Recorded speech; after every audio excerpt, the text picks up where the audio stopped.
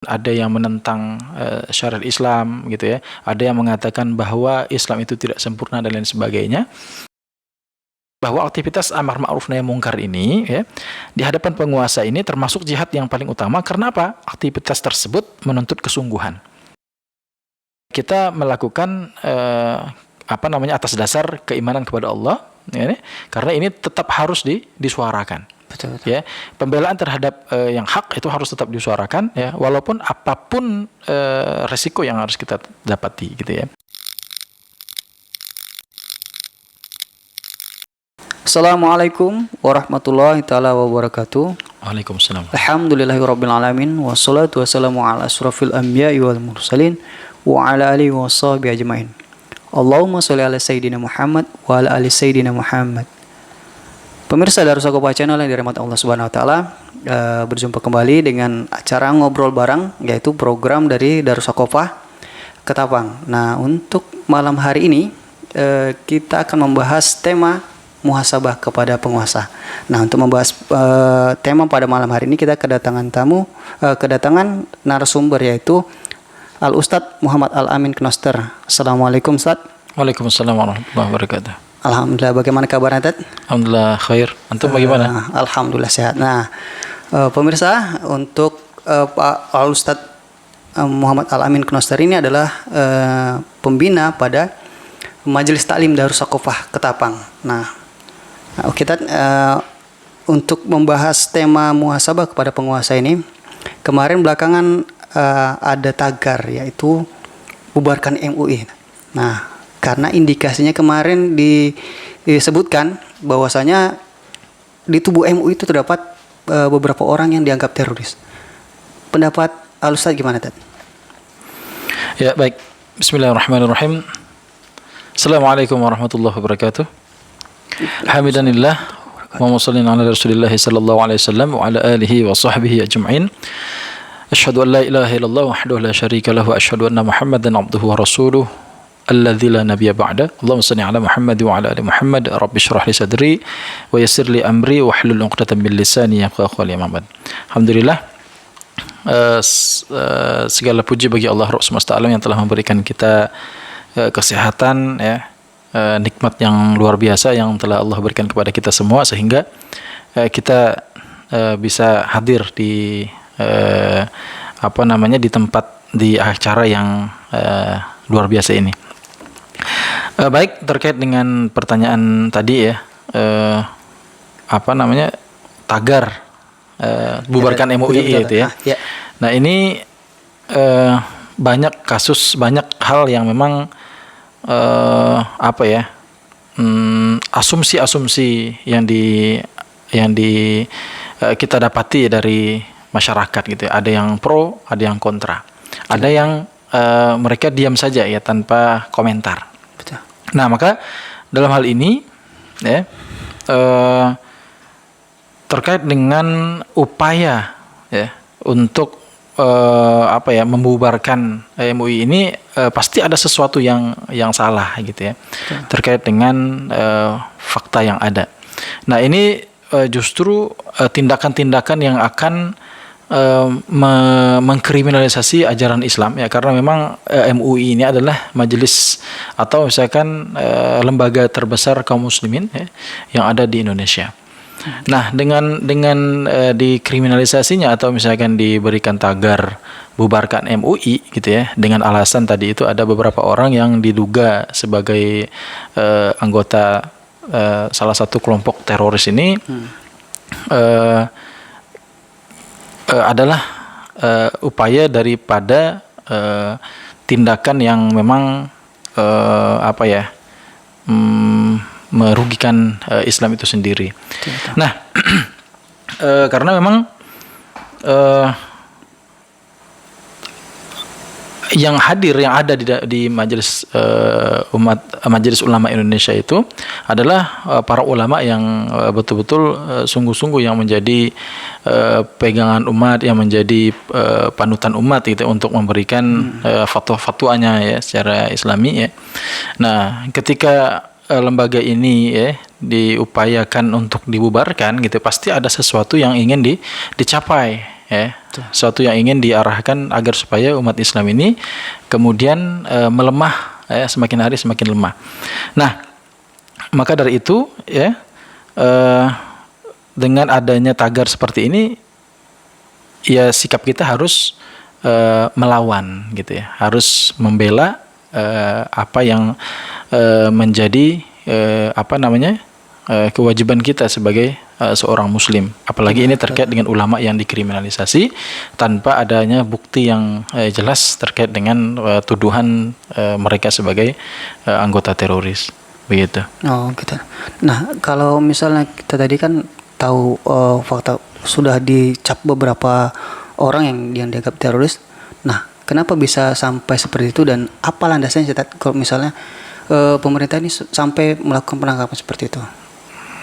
Ya, tentu ini kita lihat ada beberapa fakta ya yang terjadi di negeri ini ya terkait dengan penangkapan para ulama gitu. Ini sebenarnya sudah lama terjadi. Misalnya kita lihat dari kriminalisasi persekusi para ulama yang mereka itu lurus gitu ya. Mereka itu senantiasa berseberangan gitu dengan tindakan-tindakan yang telah dilakukan oleh pemerintah saat ini, karena memang lebih tepatnya gitu ya, tindakan-tindakan atau kebijakan-kebijakan itu adalah kebijakan-kebijakan zalim yang harus memang disuarakan gitu ya.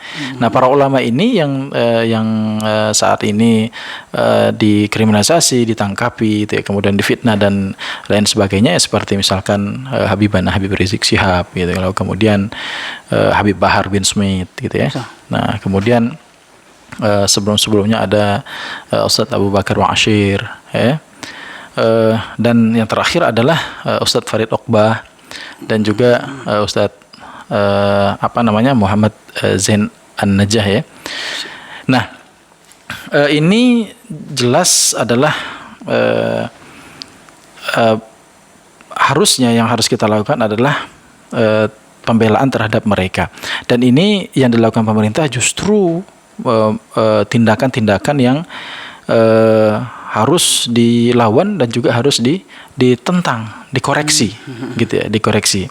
Nah, karena di sini gitu ya, menurut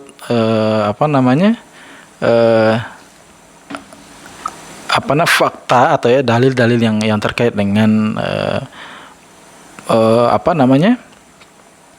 pembelaan misalnya ya, terkait dengan kriminalisasi terhadap ulamanya gitu ya. Nah, ini ada dalil-dalil yang memerintahkan kita ya untuk melakukan amar ma'ruf nahi munkar. Nah, misalkan hadis sultaniyah ya, hadis ke-53 itu yang berbunyi an Abi Sa'id Al-Khudri qala Rasulullah sallallahu alaihi wasallam afdalul jihad kalimatu adlin 'inda sultanin jair. Yang artinya Abu Sa'id Al-Khudri berkata, Rasulullah sallallahu alaihi wasallam bersabda, jihad yang paling utama itu adalah menyampaikan kalimat yang adil di hadapan penguasa zalim, ya. Nah, kemudian hadis ke-54 itu ya dikatakan bahwa sayyidus syuhada Hamzah bin Abdul Muttalib rajulun qama ila imamin jair ya fa amarahu wa nahahu faqatalah, ya. Penghulu para syuhada itu adalah Hamzah bin Abdul Muttalib, serta seorang lelaki yang berdiri di hadapan para penguasa, ya, berdiri di hadapan penguasa yang zalim, lalu kemudian ia memerintahnya dengan Islam, ya, dan lalu kemudian mencegahnya juga dengan Islam, lalu kemudian dengan aktivitas itu ia dibunuh. Nah, maka dua hadis ini ya sebenarnya cukup gitu untuk menjadi sandaran kita gitu ya, dan juga ini merupakan bagian perintah yang harus kita jalankan. Nah, ini apa yang dilakukan oleh ulama-ulama kita yang saat ini gitu ya, melakukan amar ma'ruf nahi munkar ya, karena memang mereka terus bersuara gitu ya, terus menyampaikan kalimatul haq ya, kalimatul adlin ya di hadapan penguasa yang zalim, lalu kemudian ditangkap. Nah, gitu. Nah, ini adalah bagian daripada sunnatullah gitu ya, karena memang begitulah adanya gitu ya. Betul. Nah, begitulah adanya ketika kita melakukan sesuatu yang memang bertentangan dengan penguasa-penguasa yang saat ini menunjukkan kezaliman mereka. Nah, begitu. Nah, berhubung dengan aktivitas yang dilakukan para ulama itu, kan sebenarnya jihad sendiri kalau sekarang itu banyak frame dari masyarakat menganggap ada dari Al-Ustadz ini menyampaikan jihad ini adalah belajar misalnya ya kan harus atau dari sisi yang berbeda. Nah, kalau dari keutamaan yang Pak Ustadz tadi sampaikan, apa sih keutamaan yang memang harus kita laksanakan gitu dengan pemilihan jihad dengan menyuarakan kebenaran di pemimpin tadi? Ya. Jadi Imam Al-Munawi mengatakan bahwa kata jihad di dalam hadis tadi yaitu terdapat pada riwayat di atas bermakna jihad secara umum gitu ya. Lalu kemudian riwayat yang kedua itu memperlihatkan kita bahwa besarnya pahala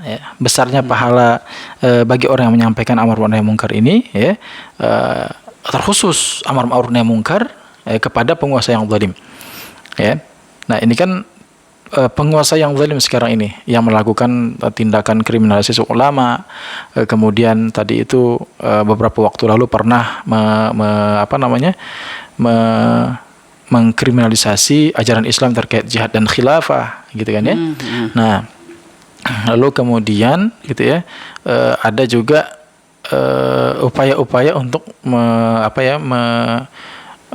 menistakan ajaran Islam gitu kan ya, menganggap bahwa kerudung adalah sesuatu yang tidak wajib. Lalu kemudian ada yang menentang syariat Islam gitu ya, ada yang mengatakan bahwa Islam itu tidak sempurna dan lain sebagainya gitu ya. Ini adalah sesuatu yang zalim gitu ya, sesuatu yang zalim dan terus terkesan dibiarkan gitu ya, dibiarkan. Nah, maka orang yang menyampaikan amar ma'ruf nahi munkar di hadapan penguasa yang zalim ini ya, karena tadi kezaliman tadi terus dibiarkan ya. Nah, kemudian dia terbunuh karena aktivitas tersebut ya, atau mereka itu ditangkapi ya, mereka dikriminalisasi lalu kemudian mereka ditangkapilah, disiksa dan sebagainya gitu ya, karena memang kita tidak tahu gitu apa yang terjadi di sana gitu ya. Nah, ketika mereka ditangkap, kita tidak tahu apa yang terjadi kepada mereka gitu ya, kita tidak tahu. Nah, maka menurut hadis yang kedua tadi ya, bahwa ketika misalkan dia terbunuh gitu ya, atau misalkan disiksa gitu ya, nah maka kelak gitu ya, mereka itu akan berada bersama penghulu para syuhada tadi, Hamzah bin Abdul Muttalib gitu ya, karena inilah salah satu yang daripada istilahnya itu pahala yang besar gitu bagi orang-orang yang melakukan aktivitas ini. Nah, hal ini menunjukkan bahwa aktivitas amar ma'ruf nahi munkar itu adalah jihad yang paling utama. Gitu, jihad yang paling utama baik dalam pengertian makna syar'i maupun makna umumnya. Ya, gitu. Mungkin karena sekarang ini dalam kondisi yang masih stabil dan tidak ada peperangan ya. Yeah. Dalam kondisi juga saat ini kita tidak dalam daulah kan. Nah, Islam juga belum diterapkan. Nah, kemudian ajaran-ajaran Islam justru yang menyampaikan kayaknya dibungkam ya. Nah, kalau misalnya peran-peran dari para ulama ini sebenarnya apakah memang cuman ulama sih yang berhak menyampaikan, atau harus ulama yang menyampaikan kebenaran seperti ini, dan atau gimana biar supaya Islam ini tetap disuarakan gitu. Ya. Nah, ini kan kita lihat bagaimana fakta-fakta yang menunjukkan bahwa yang ditangkapi gitu ya, yang misalkan dari sejarah-sejarah terdahulu misalnya seperti Imam Ahmad bin Hambal gitu ya, karena memang beliau itu ditangkapi karena mengkritisi ketetapan daripada seorang khalifah tadi itu, bahwa mengatakan Al-Quran itu adalah makhluk gitu ya dan sebagainya. Lalu kemudian kita lihat seperti misalnya banyak sekali gitu ya ulama-ulama yang melakukan hal demikian. Nah, pertanyaan tadi, apakah lalu kemudian ini tugas para ulama saja? Tidak, gitu kan ya. Nah, dalam syarahnya Imam Abadi menyatakan bahwa para ulama berpendapat ya, tidak seorang pun terbebas, lepas daripada kewajiban ini atau pengecualian dari aktivitas amar ma'ruf nahi munkar ini. Nah, sekalipun orang tersebut mengira bahwa kewajiban ini tidak ada, gitu. Nah, mengira bahwa aktivitas itu tidak ada manfaatnya sama sekali. Nah, bahkan sebaliknya, ya, amar ma'ruf nahi mungkar ini ya tetap menjadi kewajiban yang seharusnya dilakukan oleh seluruh kaum muslimin. Ya, kewajiban seluruh kaum muslimin. Nah, ini merupakan aktivitas jihad. Gitu. Nah, gitu. Nah, padahal kalau misalnya kita perhatikan yang menyuarakan ini saat ini kan, nah ketika ditangkap itu pada takut, Tat. Ya pada takut dikriminalisasi, dipenjara atau bahkan sampai diancam yang bahkan keselamatannya sendiri diancam itu, Tat. Waduh. Kalau misalnya tangkapan misalnya takut karena ancaman. Nah, menurut pandangan Ustaz seperti apa? Ya, kan gini, memang rasa takut itu memang sunnatullah begitu ya. Nah, karena bisa terjadi kepada siapapun. Nah, namun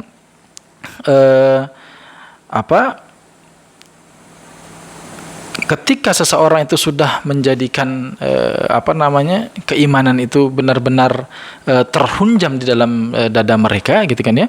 Nah, maka apapun yang terjadi gitu ya, maka mereka itu ya tetap melakukan hal itu ya dengan lapang dada gitu ya. Nah, misalkan gini, kita melihat bagaimana tindakan Sayyidina Bilal bin Rabah ketika beliau itu ditangkap lalu kemudian disiksa. Ya, disiksa di tengah matahari yang panas, kemudian ditimpa dengan batu, ya, dipecut dengan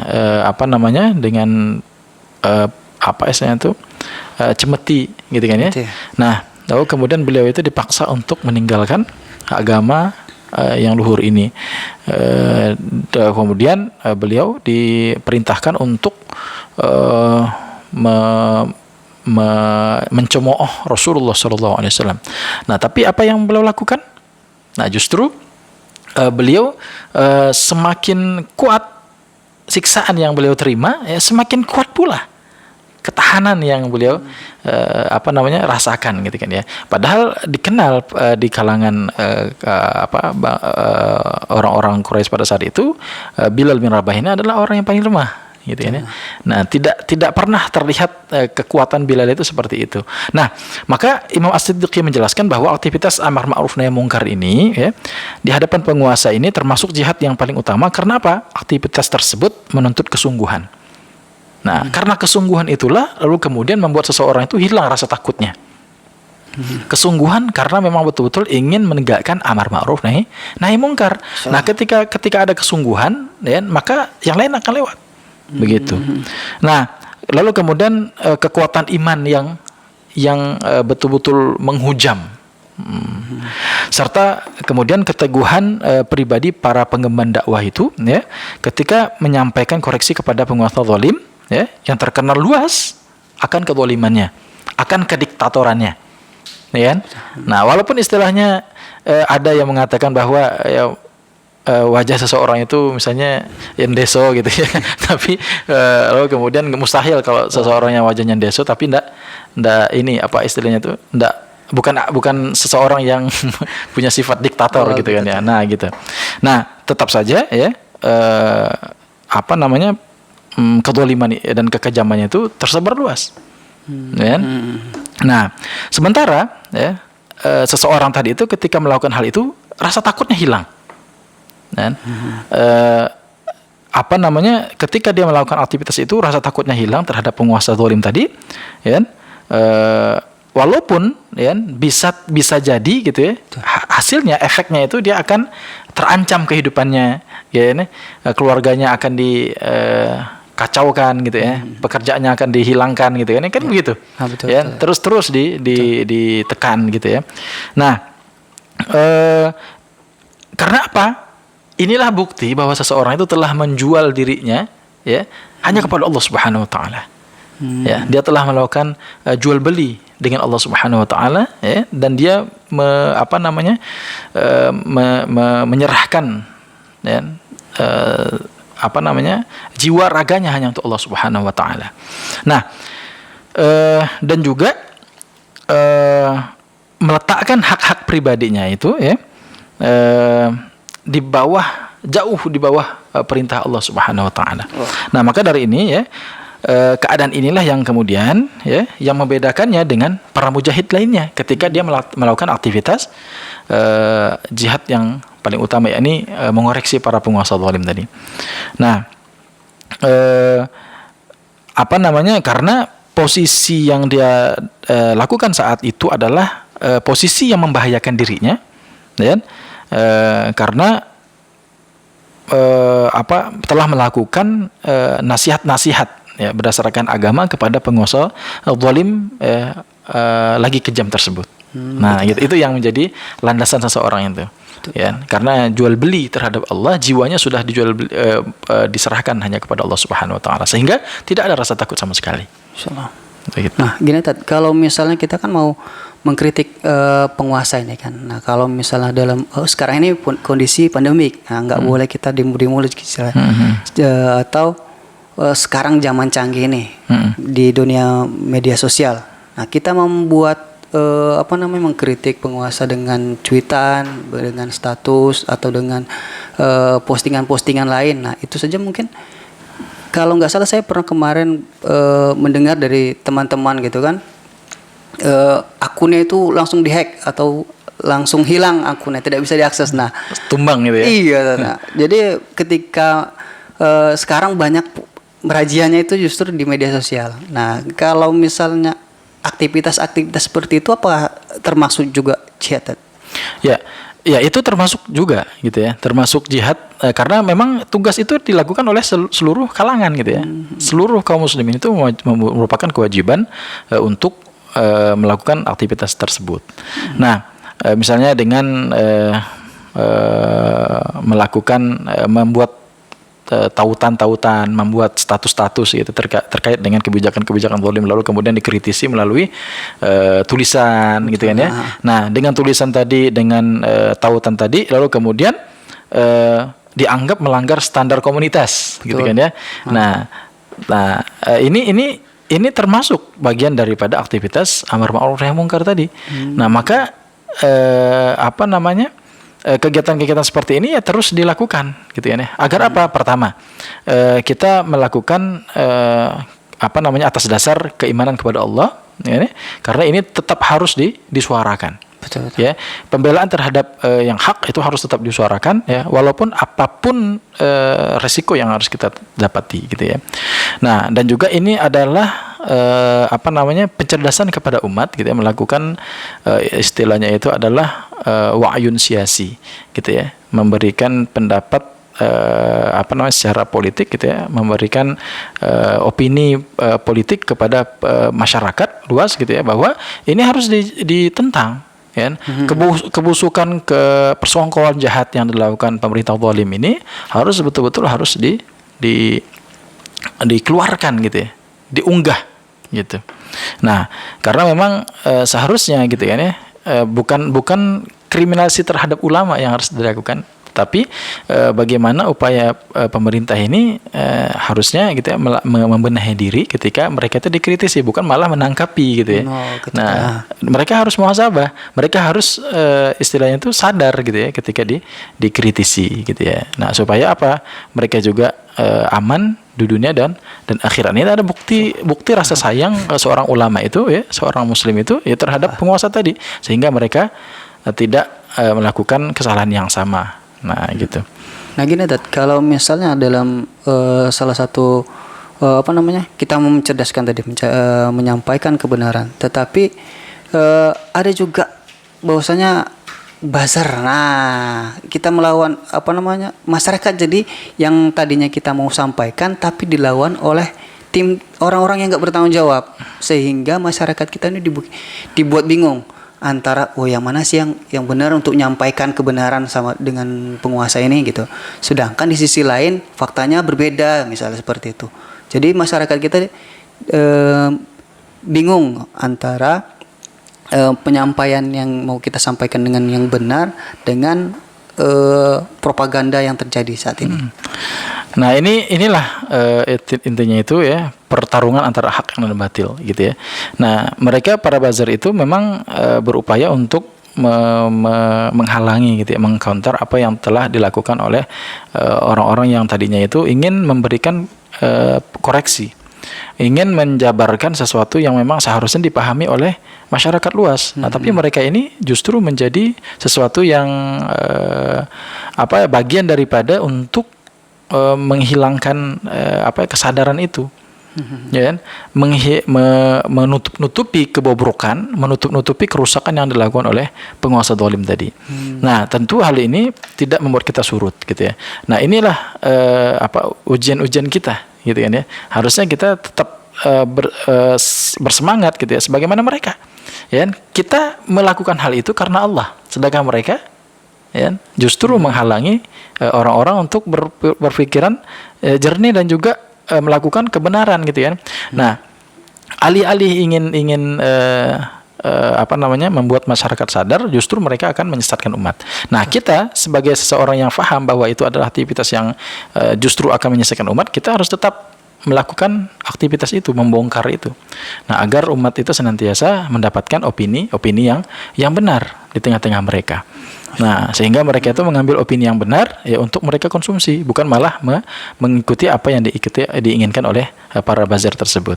Nah, maka dalam hal ini gitu ya, aktivitas ini adalah aktivitas yang sungguh luar biasa sulit dilakukan ya, karena memang perlu kesungguhan tadi, perlu keseriusan, ya, perlu menghilangkan rasa takut kepada manusia, hanya kepada Allah Subhanahu wa taala. Berarti niatnya lillahi ta'ala tadi. Lillah. Ya. Apapun itu sebenarnya lillah gitu ya. Ya, nah, cuman dalam hal ini ya karena kita diuji dengan harta, diuji dengan anak-anak gitu ya.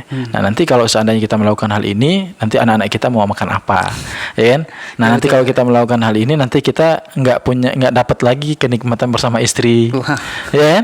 Nah, harta-harta kita juga diambil, kemudian pendapatan kita juga ditutup oleh mereka kan gitu. Nah, kalau hal ini ya mengotori atau misalkan menghalangi pemikiran-pemikiran kita, ya, maka kita tidak akan mampu melakukan aktivitas ini. Karena aktivitas ini sangat sulit. Nah, maka balasan ganjarannya pun adalah suatu yang besar. Masya Allah. Ya kan? Satu yang besar. Maka tadi disamakan dengan akan dikumpulkan bersama, dibangkitkan bersama Sayyidus Syuhada.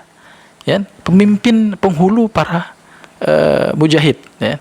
Penghulu para syuhada. Ya. Nah, maka hal ini adalah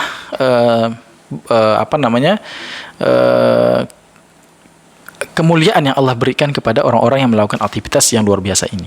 Nah, jadi aktivitas amar ma'ruf nahi munkar ini adalah aktivitas yang paling mulia. Karena apa? Ya, sebagaimana pernyataan Syekhul Islam Ibnu Taimiyah, ya, apabila penguasanya bertakwa, ya, maka umatnya pun akan menjadi umat yang bertakwa. Maka sebaliknya, kalau penguasanya buruk, maka